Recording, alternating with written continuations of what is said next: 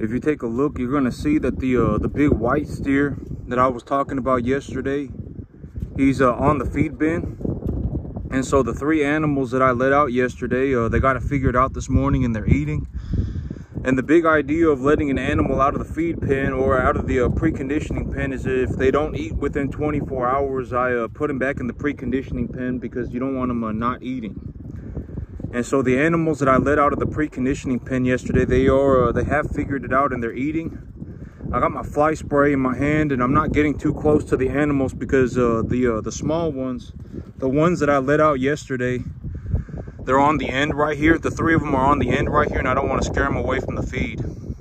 But if you take a look at this animal, the white one, on the scale, he weighs about 3 1/4, 350, somewhere in that range. He was weighed about a month ago, and when he was weighed, he hit 285. And so right now he weighs about I would say probably about 3 1/4, 350, somewhere in that range. And so every animal that is smaller than him weighs less than 350, and every animal that is bigger than him weighs more than 350.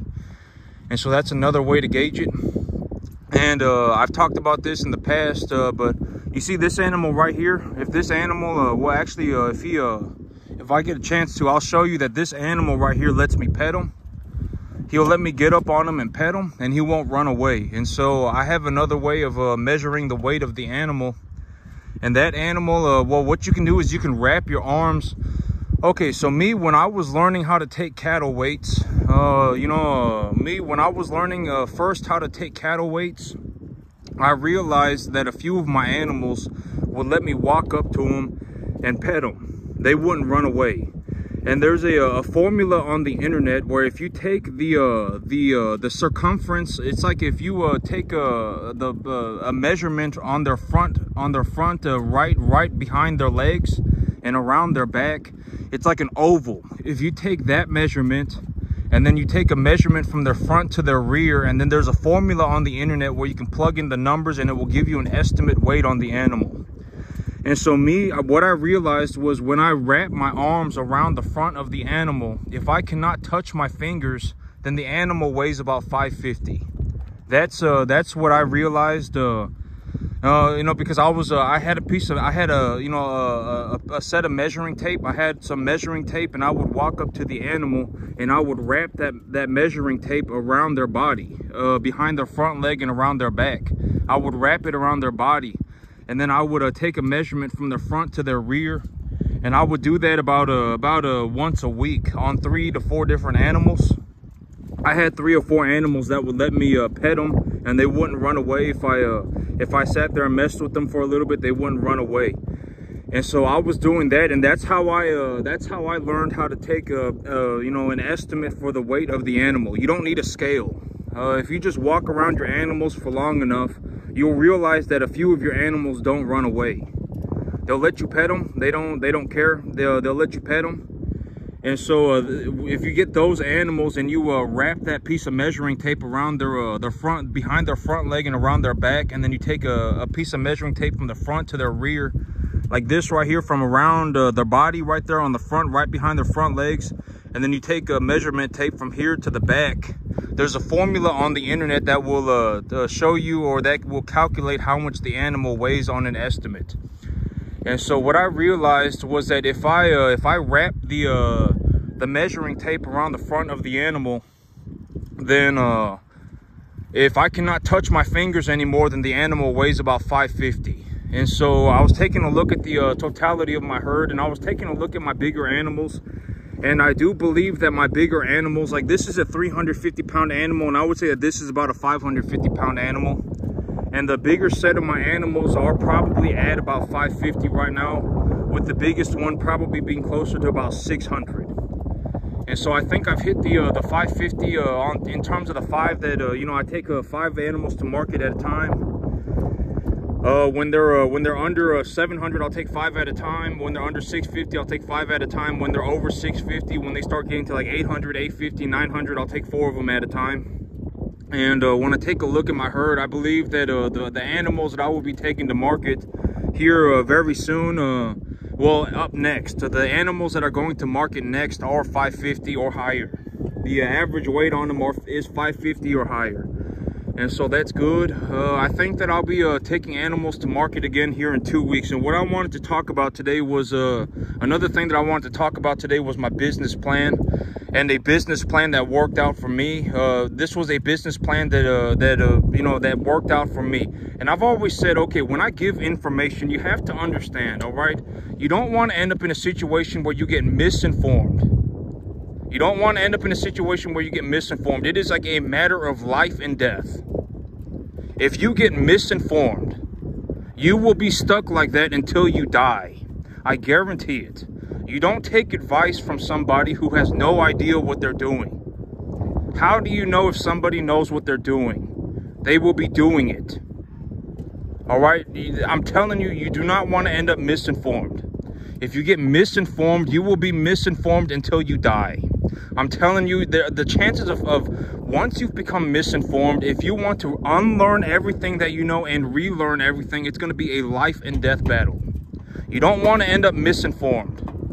If you get misinformed, it's practically a death sentence. You're stuck that way. All right. And I've always said that when I present information, you should consider that I may be the most successful cattleman on the entire planet. I might be. All right, I might legitimately be the most successful cattleman on the entire planet. Maybe we should consider that as a part of what we're thinking about. All right, I may legitimately be the most successful cattleman on the entire planet. All right, and so when I give my information, I've always said, like, you know, when I give information, I legitimately do sincerely. I give the best information that I can. I give the best information that I can. I sincerely do. Right? A lot of this stuff, it's not like I'm telling you I'm doing one thing and then I'm doing a whole nother thing. I haven't changed one sentence of my business plan or anything. I'm legitimately doing exactly what I said I was going to do, and I'm doing it to a fine, and if I change a small detail here and there, as I go, I think that I need to make a small change here or there, then I'll make a small change. But it's not like I just threw my business plan in the bin. I didn't just throw my business plan away. I didn't just say, you know what, everything was wrong. I was 93% incorrect, and now, now everything's falling apart. That didn't happen, right? I mean, 93% was correct. I mean, I'm doing phenomenally well for myself. I may be the most successful cattleman on the entire planet. All right, and here is a business plan that I used that worked for me. Okay, and I've always said that when I give information, the big idea is if you're going to do something different, make sure you actually look into it, right? You actually have an objectively better reason to do it your way. Make sure you do that. Because what you don't want to end up doing is going on a mystical, magical adventure. Oh, well, for whatever reason, I just thought that he was wrong, and I'm going to go and do it some other way. You have no reason for doing that, and now you just end up throwing yourself off a cliff. All right? You don't want to be in a situation where it's like, you know what? I was born with a better answer. I just magically happened to have a better answer because I fell out of heaven to seven, and I'm going to go on a Disneyland adventure. You don't want to end up like that. I guarantee I can almost guarantee it's not going to work. If you're going to do something different, make sure you actually look into it. And you objectively have a reason for wanting to do that. And if you objectively have a better reason for doing it your way, then go and do it your way. But you also have to understand that I'm not the only person that's doing it this way. You want to know who else is doing it this way? All of the people that are on the top of the cattle market. The people who are doing the best in the cattle business are also doing it this way. Right? I didn't just magically come up with this on my own. I collected information from people who knew what they were doing. And then I implemented them and when it worked out for me, I presented the information for you. That's how I did it. I didn't just magically wake up one day and decide that I was going to do all of this like this on my own. Right? I went and found people who actually knew what they were doing. I took a look at what they were doing, and then I collected their information. And when I present this information, you should also consider the possibility that I may honestly be one of the best, if not the best, cattleman on the entire planet. In terms of just actually running a whole farm. in terms of the many various aspects of running a farm.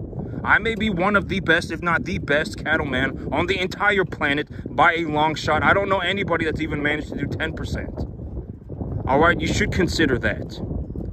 And so what is a business plan that worked for me? All right, I've already given the formula for how I purchase my animals, okay? I've already given a formula for how I purchase my animals. How do I budget for my animals? What kind of animals do I buy? I've already given a formula for all of that. All right, you should be able to answer that already. I take the feeder cattle price, I go on the stock market, I look up the feeder cattle price, I take a 10% deduction, and then I cut that number in half. My benchmark animal is essentially a 200-pound animal, right? And with the feeder cattle market going sideways at 230, 240, essentially my benchmark animal is a 200-pound animal that I purchased for $700. All right, that's my benchmark animal. And I'm just going to utilize my benchmark animal for this business plan. Because if I were to go, you know, like, but in reality, the world is very dynamic. If you go to the sale barn and they have a 125-pound calf and you think you can make money on it, then buy it. If they have a 150-pound calf that you think you can make money on, then buy it. If they have a plainer animal that is 250 pounds and you think you can make money on it, then buy it. But I'm just going to use the benchmark animal for the purpose of this example. A 200-pound animal that I purchased for $700. All right.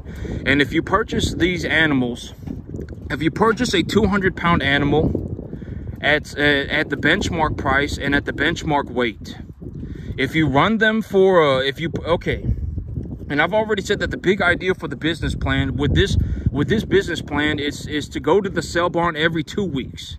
And if you go to the sale barn every 2 weeks and there are 52 weeks in the year, how many times do you go to the sale barn? 26 times. How many months are in a year? 12 months. So 2 times a year, you will be going to the sale barn 3 times. All right, 2 times a year, you will go to the sale barn 3 times. And when you run these numbers, okay, if you bring home, let's say you bring home the benchmark animal, right? You got a 200-pound animal that you purchased for $700. Right? And you take 5 animals to the market every 2 weeks, and you get the benchmark and you run them the way that I'm running them, right? I mean, you put them on a 65-70% TDN diet. You put them on a preconditioning program the first couple of weeks that they're here. You give them their vaccinations. You give them their antibiotics, right? You give them the proper antibiotics. You give them the proper vaccinations. You give them the proper feed. Then what's going to happen over the next 4 months? Right, over the next 4 months, if you are accumulating calves every 2 weeks, within about 4 months, your 200-pound calf will be about 550 pounds. They'll put on about 75 pounds a month. Right? I mean, they'll put on about 75 pounds a month. And realistically, what I actually determined when I took a look at my business plan again, in reality, you want to run 48 animals. You don't want to run 40. I was running 40 and you know, I was getting a little bit behind. And so, you know, it's like you really want to go up to the 48. You really want to go up to 48. And if you go to 48, that means you'll be taking you'll be running each calf for 5 months. And if you run each calf for 5 months, you will put on, they will weigh about, if you bring home a 200-pound animal and you follow the actual instructions, you'll have an animal that weighs about 550, 600 by the end of 5 months. And you will have 48 animals total. And when you do this business plan, it will make you about $6,000 or $7,000 a month of net profit. Okay, that is the business plan that I utilized, and that's how much money I made. All right, I'm telling you that is my answer. I actually did it, and it actually worked out for me. All right, this is not some mystical, magical adventure. This is not some Disneyland trip.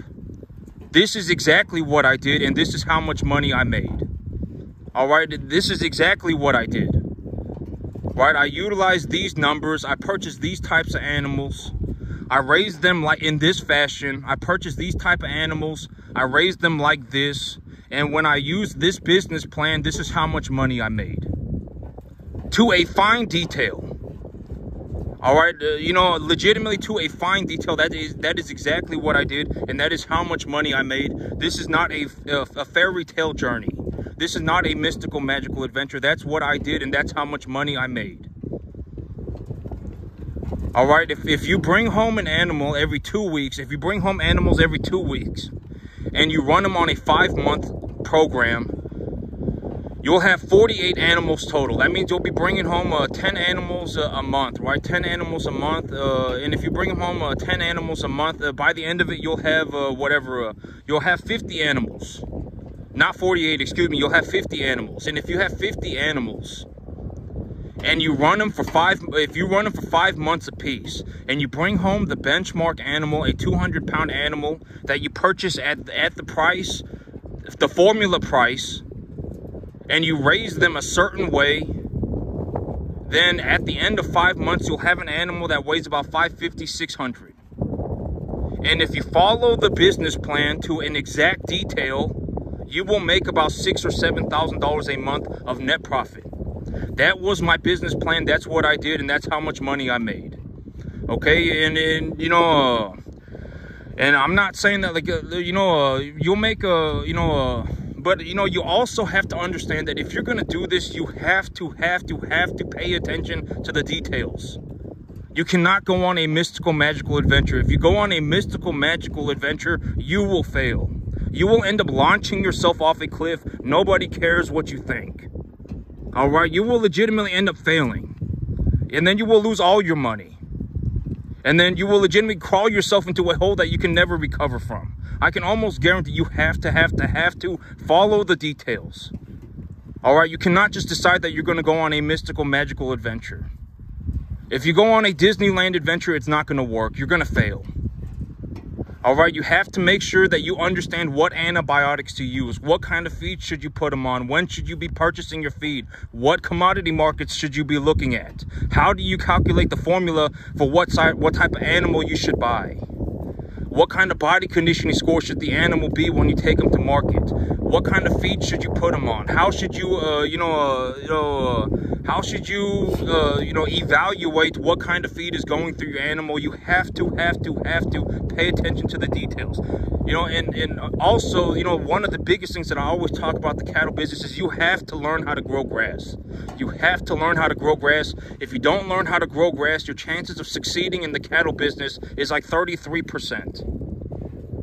All right, I'm telling you, it's like 33%. You don't want to get started in a business where it's 33% chance of you being successful. If there's a 33% chance of you being successful from the very beginning, you might as well just go and do something else. You might as well just do something else.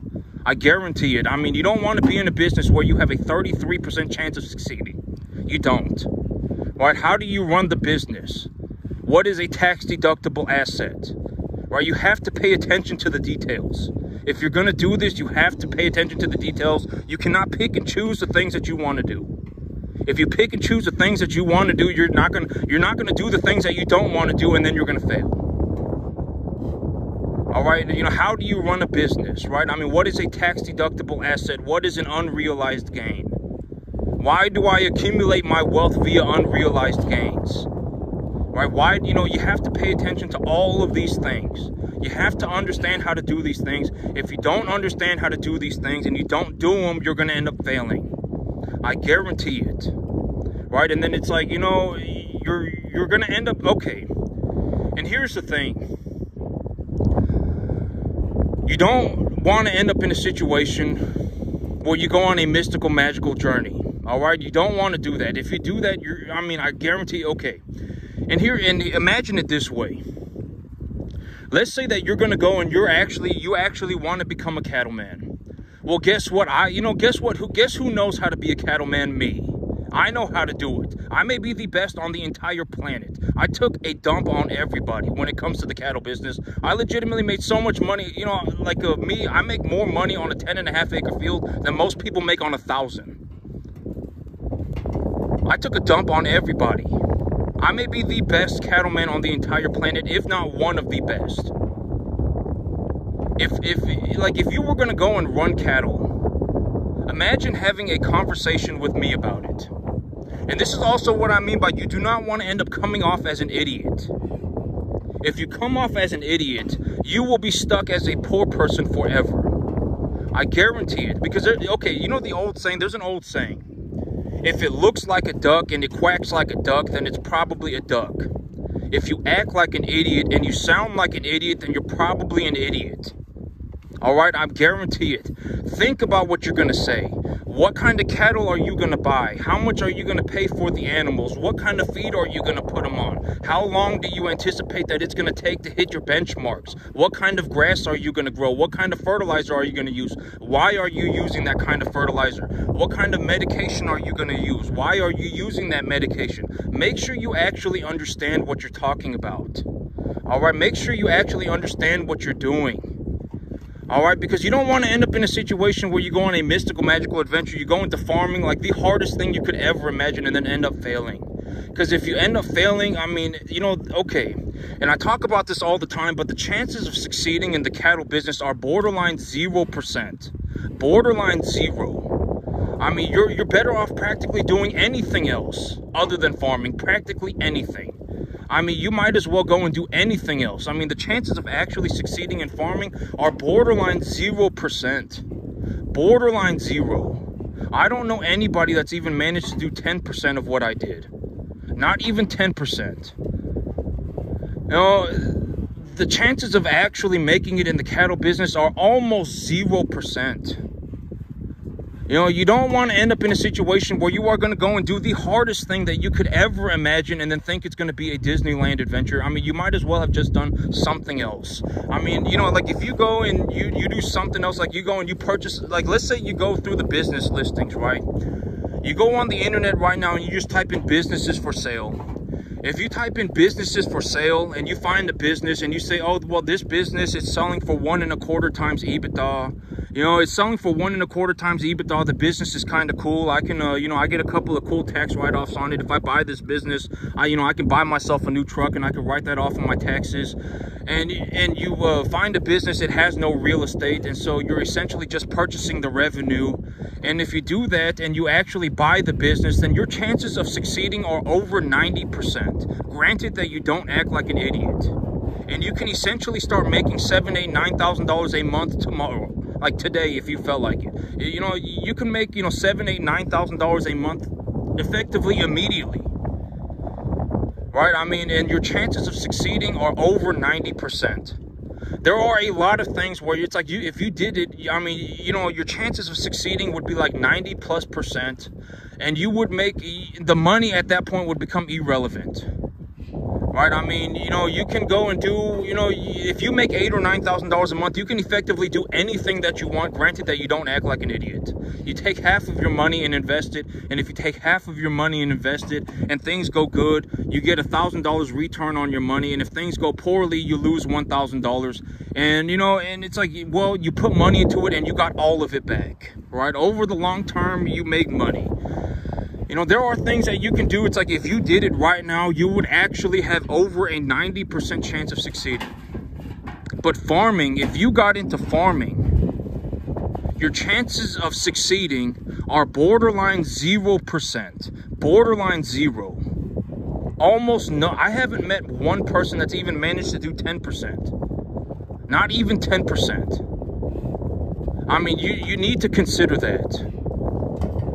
You know, there's, you know, and once you understand what I'm talking about, you will understand what I mean by you need to pay attention to the details. You cannot end up in a situation where you go, I fell out of heaven a 7 and I'm gonna go on a mystical, magical journey.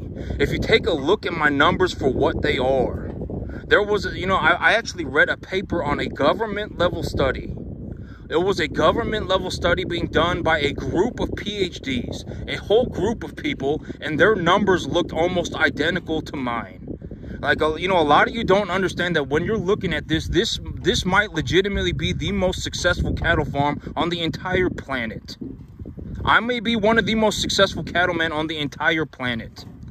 And this is exactly how I do everything. How do I run my business? How do I source my cattle? How much do I pay for my cattle?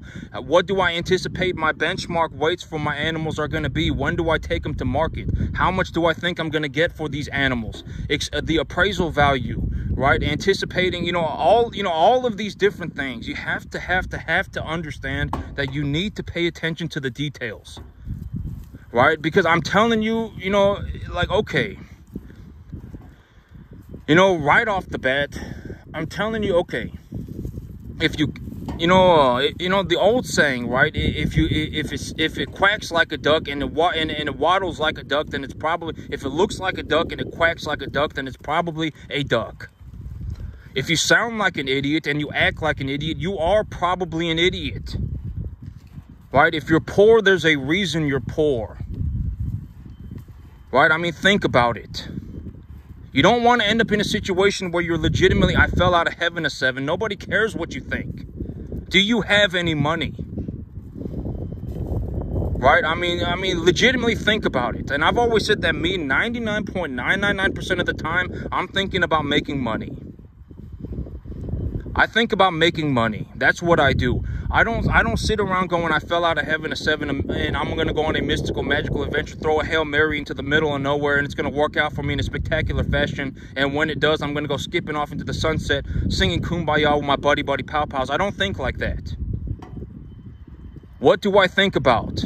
What kind of assets should I accumulate? What kind of assets should I accumulate? Should I be buying more land? Should I be buying more cattle? Should I be buying more equipment, etc., etc.? Well, what should I be paying for these cattle? What should I be paying for that land? What should I be paying for the equipment, etc., etc.? That's the kind of... And me, I didn't sell my soul to the devil to make money. I run beef cattle. Right? I mean, I didn't go and, sell my soul to the devil to make money. I run beef cattle, right? I run beef cattle. I mean, it's, I'm completely okay with it. I've already made my peace with God about it. Right? I mean, think about it for a second. If you're actually going to go and do something different, make sure you have actually thought about what you're going to do. Actually think about it. Because you don't want to end up in a situation where you go and do something different because you just sitting there going, I fell out of heaven a 7 and my life is a mystical, magical adventure and I'm going to go on a la-la land journey. If you're actually going to do something different, then make sure you actually think about what you're going to do. Why are you doing something different? And understand that I'm not the only person that does things this way. I'm not the only person. You want to know who else does it this way? The people on the top end of the cattle market. That's who. The guy running the 100,000 cattle on his feed yard. Right? The multi-billion-dollar beef industry. Even the trillion-dollar beef industry. Everybody does it this way. This is what I feed the animal. This is the energy concentration. This is the protein concentration. This is how much I feed them. This is the way that, this is the medication that I use. This is how I source my animals. Everybody does it this way. Everybody who is actually successful in the cattle business does it this way. Everybody. I did not just magically come up with this on my own. I did not. All right, you have to understand that. And you don't want to end up in a situation where you get misinformed. And I've talked about the idea of misinformation. If somebody knows what they're doing, you'll know because they'll be doing it. All right? I mean, I guarantee, and you don't want to end up in a situation where you get misinformed. And it's like me, when I talk about, okay, like over the next year, I'm gonna accumulate over $10 million. Right? And when I say that, it's like, I guarantee, it's, how, that's impossible, but really think about it. If I accumulated $10 million for 50 years, let's say I accumulated $10 million a year for 50 years, I would only have $500 million. Right? I mean, it's not some massive amount of money. It's not. Making $10 million in a year is not hard. It's not. I managed to generate $2 million on a 10.5 acre field. For me to make $10 million, I would just have to do 5 times more. If I just did exactly this, but I multiplied it by 5, I would accumulate $10 million. Right? It's not hard.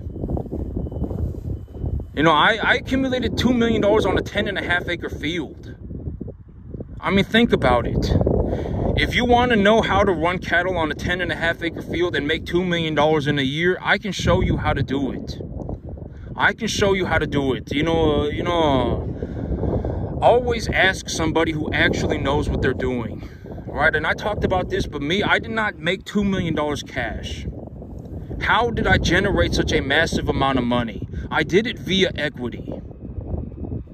I managed to make about $2 million in equity with about $20,000 a month of cash flow. That's how I did it. And it's like, if you want to know how to do something, then ask somebody who actually knows what they're doing. Right? Actually ask somebody who knows what they're doing, right? Don't go and ask Billy Joe Bob. Billy Joe Bob will misinform you. I'm telling you, if you ask somebody, okay, because here's the situation. Let's say that you have no idea, and you're just you're gonna go and you know, you're gonna talk to whatever, some average person about you want to make a $2 million, right? What do you think they're gonna tell you? Right? They're gonna tell you, oh my God, it's impossible. Oh my God, it cannot be done. Oh my God, you know, it cannot be done. It's impossible. You know, you're gonna go. There's too much risk. Whatever they're gonna say, right? And then if you start to believe that, you will be stuck like that forever. I guarantee it. I guarantee it. You will be stuck like that until the day you die. I would bet money. 50 to 1, I would bet money you are going to be stuck like that until you die. But if you asked me, you know, how do you generate such a massive, you know, how do you generate $2 million, right? And I would just flat out tell you, well, if you go and you purchase these type of cattle and you pay this much for them and you put them on this diet, and when you bring them in, you put them on this medication and you utilize these commodity markets, then, you know, and you anticipate and you make this business plan, you utilize this business plan, then, I mean, you will generate about $15,000-$20,000 a month. And if you leverage that cash flow, you can generate about $2 million worth of equity, and you would still be net positive like $7,000-$8,000 a month, right? I mean, your income tax burdens will practically be zero as well.